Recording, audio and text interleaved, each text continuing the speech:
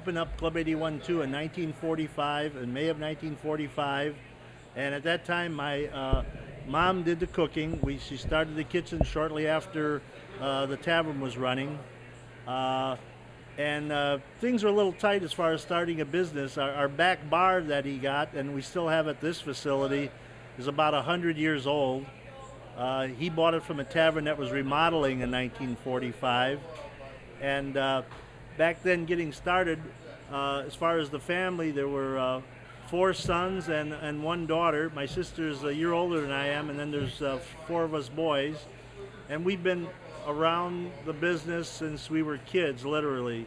And we would, come clean up, do this and that, help out. But as far as the start of the business, that was it in 1945, and it moved right along. It was a neighborhood bar. Now, you moved over to this location when? We moved here coincidentally in 1981, Club 81, 1981. And just to backtrack a little bit, my dad was always on the move as far as getting things done and working. And he had 2 signs behind the bar. If you don't see what you want, ask for it. We may have it. If not, we'll try to get it. He was like the original 7-Eleven before there were 7-Elevens. I mean, he had ladies' nylons, he had hairspray, he had fuses. He actually fixed televisions. My dad learned that on his own. He just saw something, a book or a course on it. I remember when we were kids, he says, I could do that. And when he would finish working at the tavern, he'd have dinner, and he'd take one of the kids with him, and we'd carry his tube testers and the tube caddies. We'd go by his customers' houses, and he'd fix television sets. So he was always on the go with the business. And like I say, as far as the merchandise, he had there everything from fruits to nuts. During the season, like when the farmers had their produce, he would set up a counter with a scale, and the farmers would bring in their tomatoes and their cucumbers and their corn, and he had a scale, and they would buy the produce there. He sold tires. He hooked up with a local store, a tire guy, and he would sell tires. He sold television sets. Because he would fix TVs. People didn't want their old ones. He'd refurbish them and sell the used TV sets. But as far as getting involved in things, he was always busy, always working. We had one fella, Casey Zarowski, goes by the name of K.O. He was one of my dad's first customers when we were on 81st and Exchange. And that's how the tavern got its name, Club 81, because it was on 81st Street.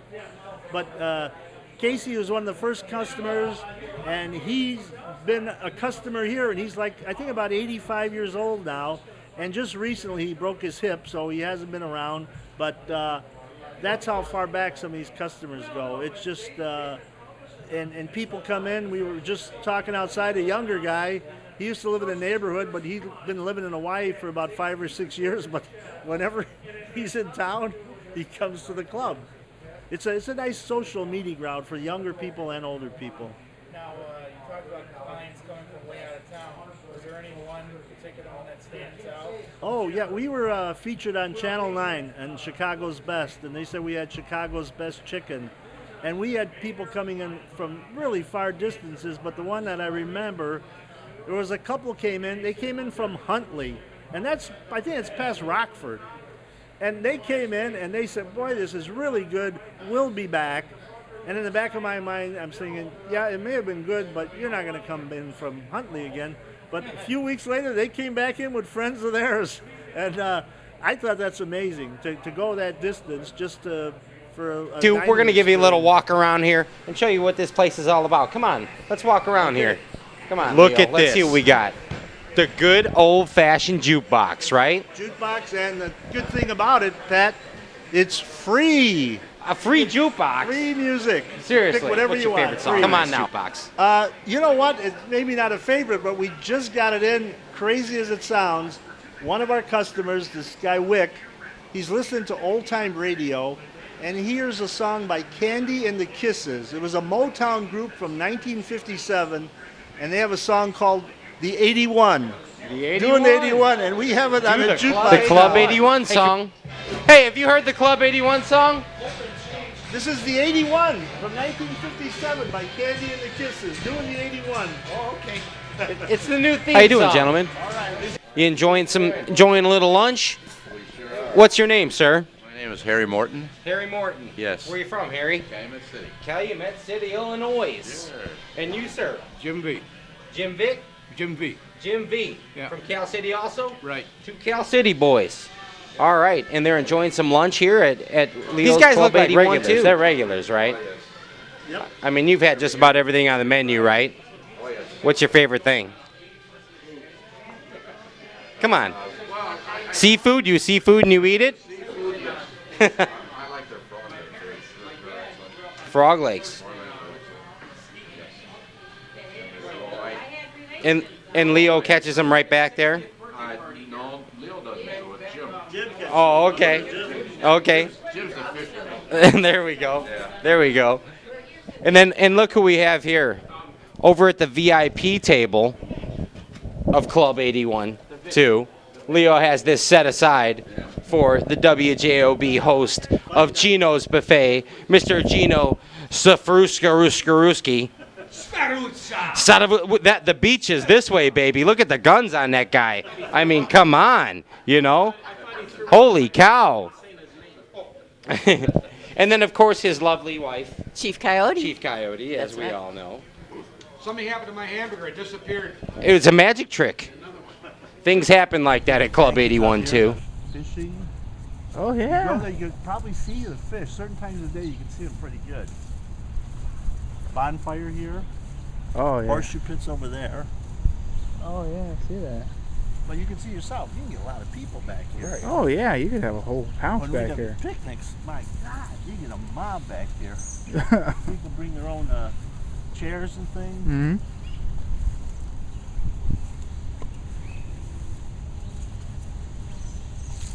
We go near the end there, you'll probably be able to. We get people come here, like, especially from the north side and that, and they come back here. And a lot of times there's been a bunch of swans around here. They're beautiful. Really? Nice big swans, and there's ducks and geese. We had a tour. They did a environmental, whatever it is, a Southeast Environmental.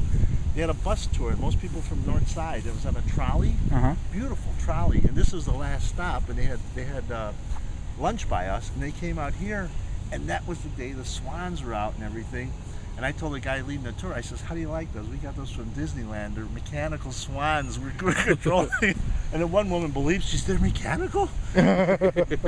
Oh, the fish just popped there. I guess they make these little things that, like they hatch their eggs. See those circles they make Mm-hmm. where they clear it? Huh. Oh, there they are. You can see the little. See them there? Oh, yeah. There they are. There's 3 or 4 of them right there. Can you see them, Pat? Yes, sir. All little guys. There's a bigger guy. See him in the back there? Oh, yeah. Wow. It's cool, you know? Oh, yeah. There's a big guy. Yeah. See that one? What is that? It's like a bastard. I don't know, man. He's a big one. Got a couple big ones, huh? That's pretty cool. And our property goes out a little bit further there yet. Even still. Wow. Yeah. And here's the Rod and Gun Sportsman Club. They just had that little dock thing put in, that retaining wall. They got Mhm. their boats there. But they should a lot of fishing. All kinds of goodies. I'm sure these go many years back. The kids in the area, the different teams. And You sponsored Little League teams over the years, I'm sure, and and the back wall. and up here a little bit, you show a little bit some of the football teams you sponsored, Different teams. some baseball teams. Part of the community for many years, man. Many. You got to be proud. Yep. Absolutely. Let's walk a little this way. A Club 81-2 vintage T-shirt. That picture there was colorized. That's from the old tavern, Club 81. It's my dad back in the center, and to our right is my mom. And there was, I believe, a Club 81 bowling team there. That's a cool picture, man. Yep. We had it colorized. Memories, right? Yep. The Wall of Fame.